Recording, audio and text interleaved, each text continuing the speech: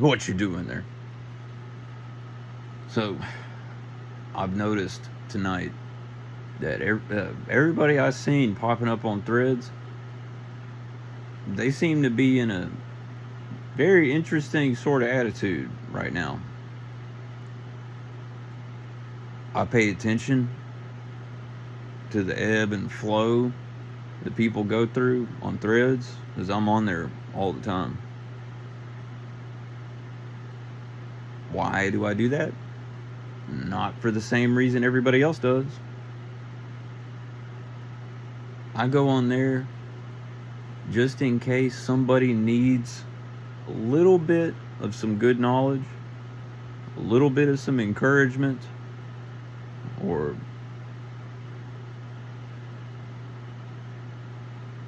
some good words, let's say. Some people need some sharp words. I do that too. And so I pay attention. Tonight, I have seen so many people talking about religion and God and spirituality, asking questions. I ain't seen that many people do that for a while.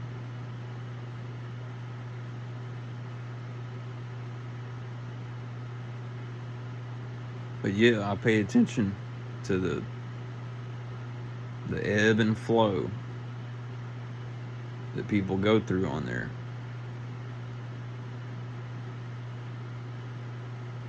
Just pay attention to the patterns. I haven't replied to anybody on there in like 2 days, which I just a minute ago realized that might actually be more poignant than if I was to reply back to them. They ask a question or they say something and they want to know what I have to say next. But I hadn't said nothing.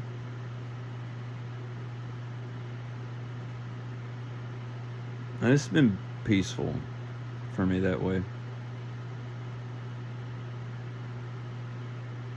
Used to, I would want to say something back. I'd want to look and see what they said and say something back. And it was like this very intense energy exchange. A lot of times it was very intense. Those of you that watch me here on YouTube now, I don't know if y'all know what kind of videos I was making this whole past year. This is not my first channel. My first four of my first channels, YouTube took down real quick.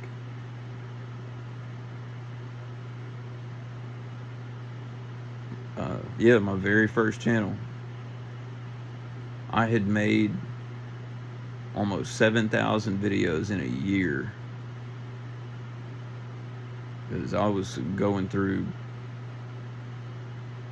a hardcore spiritual awakening, seeing and experiencing things that I've never heard anybody talk about. Never heard anybody talk about anything like that. And a lot of people wanted me to believe I was crazy. But all of that settled out now. And for that matter, it is cruel to try to tell somebody and make them believe that they are crazy when they're going through something intense. That's wrong. You ain't supposed to do that. People call things and other people crazy. They call other people crazy because they can't fathom what it's like. It is their go-to. It is a way of them breaking away from the fear of it possibly being true.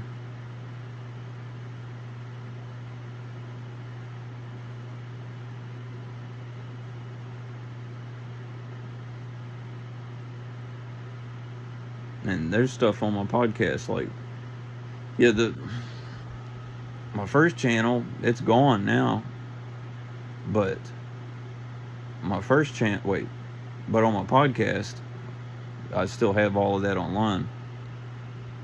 My podcast on Spotify called We All Go Home.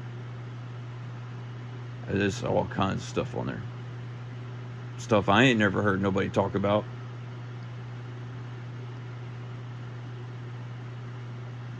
Something was going on with me.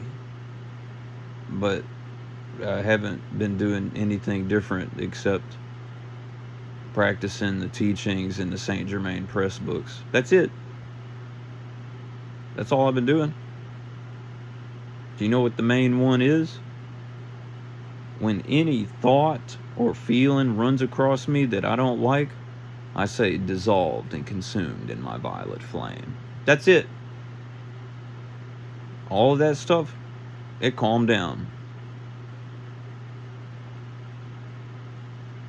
And it may not make that much sense to you at the moment.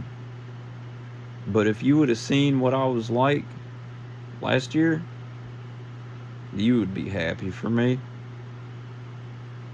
Because a lot of people thought I was way long gone. They thought I was gone.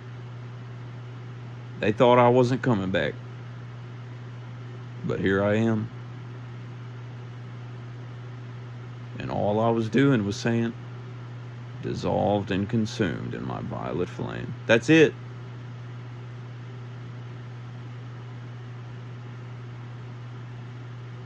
It is a way of staying on top of your thoughts, being the master of your thoughts. And I was using so many other different techniques for the same thing that it was actually like, it was maddening. It did take some serious conscious effort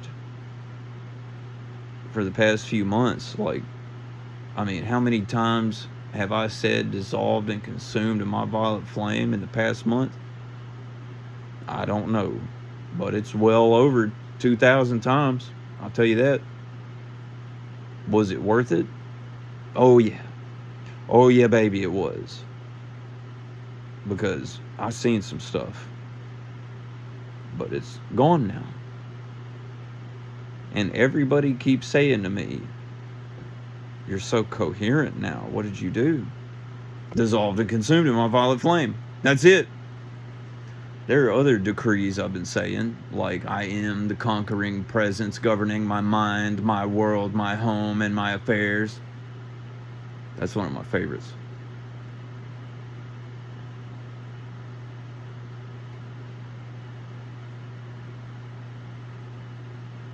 There's a ton of those decrees in the Saint Germain Press books. And I love saying all of them. It's just going through listening to the audio books, I forget to write some of them down.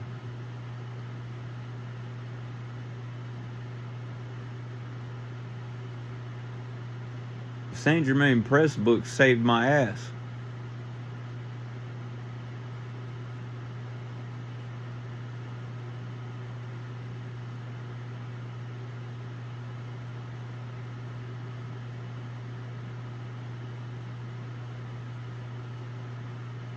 Big time. Honestly, I'm glad y'all don't get to see what that was like last year. There's still videos of it on my TikTok, but they're way back in there, buried. There's a lot of videos on there.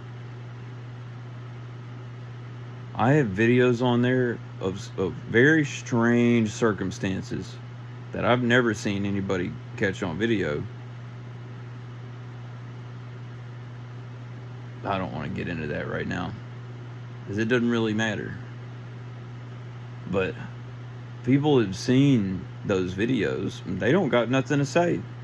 They ain't never seen nothing like that before. That's the only reference point they have. What could they say?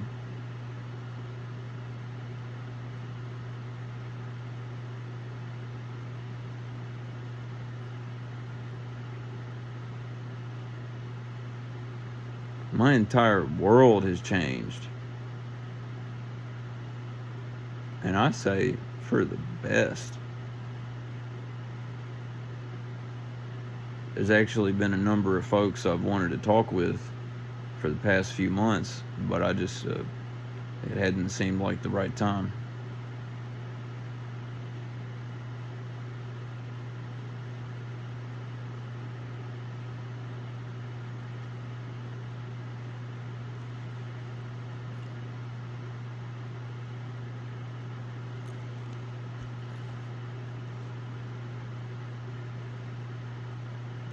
So yeah, I've got a number of podcasts. The first one has, I think, hundreds of episodes, and it can show you what I was going through if you go and you listen to them. It's on Spotify. The show is called We All Go Home.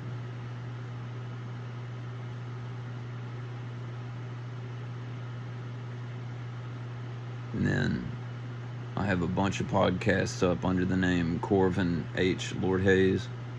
CorvinHLordhaze.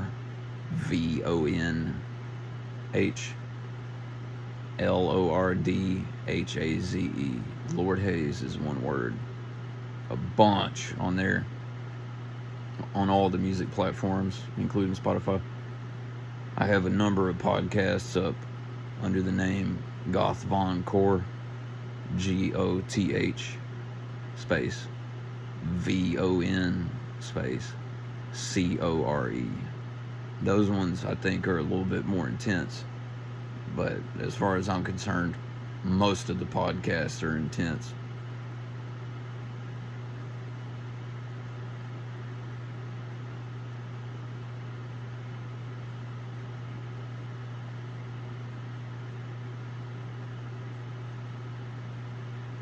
My mom said what it looked like from her perspective. It looked like I went from the frying pan into the fire. And then somehow I got out. And it was like little by little I had a helping hand. And it felt like from many, what they call deities. That's what it felt like. Is that really what happened? Who knows? But that's what it felt like. Do you know what that feels like? Well, people couldn't help me. So I was like, help.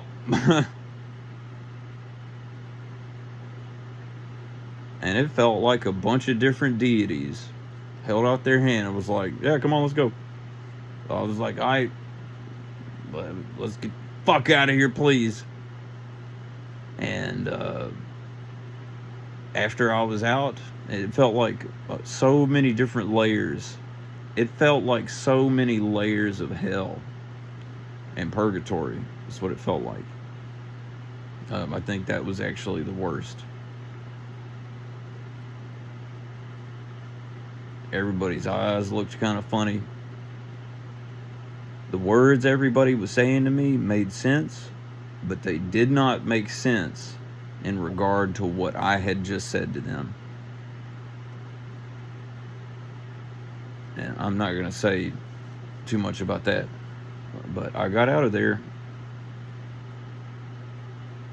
Was it real?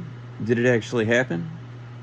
All I know is I am not the only one that remembers Joaquin Phoenix biting the dust before he ever had the chance to make Joker, Foley, I Do.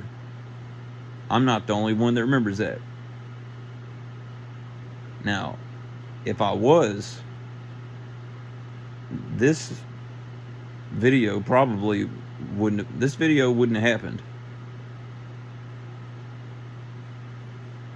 I might have actually been thinking I was nuts for a minute. If not for that.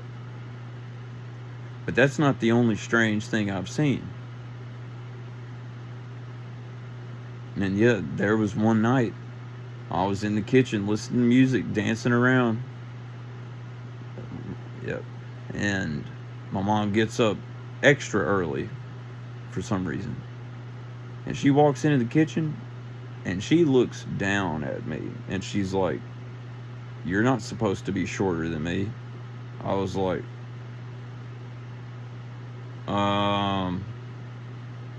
And then I noticed her shoulders were wider than they were supposed to be. I'm 6 foot tall. She ain't 6 foot tall. What was that?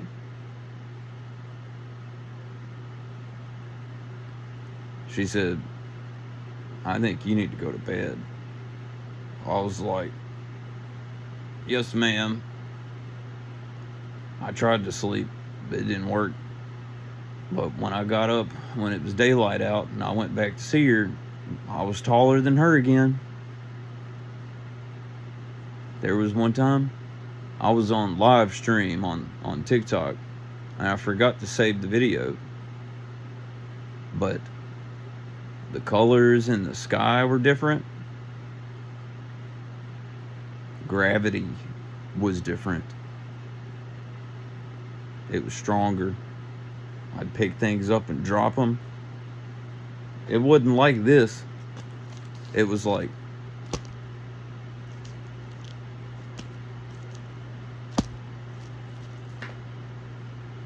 I had one of my coffee cups sitting on the arm of my lounge chair out front, and I just lightly toppled it over, and it went bam. And I watched the last little drips of coffee in it drag hard across the armrest. And I saw the road was wider. There's a pole at the end of the driveway that was further out. I had a shirt across my neck, I think, and I was slapping the pole with it to see how it would act, and it wasn't normal.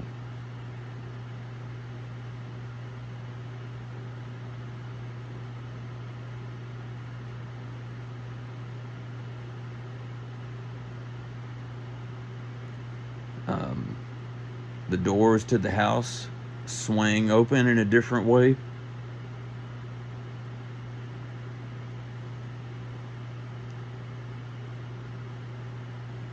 The air pressure was different. And I had I had some kind of Ziploc bag in my room, and it had swelled up.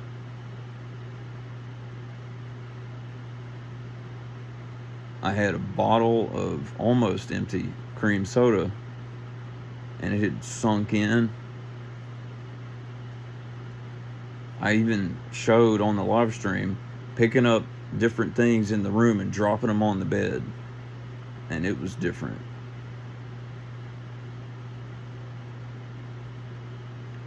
Strangely, if that wasn't strange enough, I showed my mom.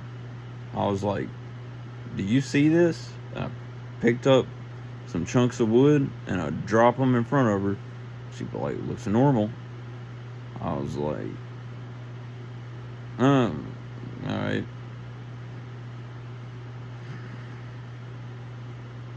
It ain't all either, but I ain't going there. I ain't going to that spot. Dissolved and consumed in my violet flame.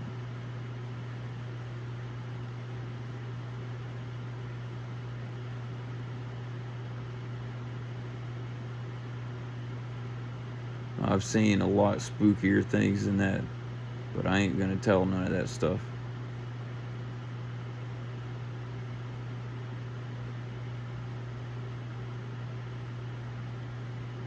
But you can listen to my podcast if you dare.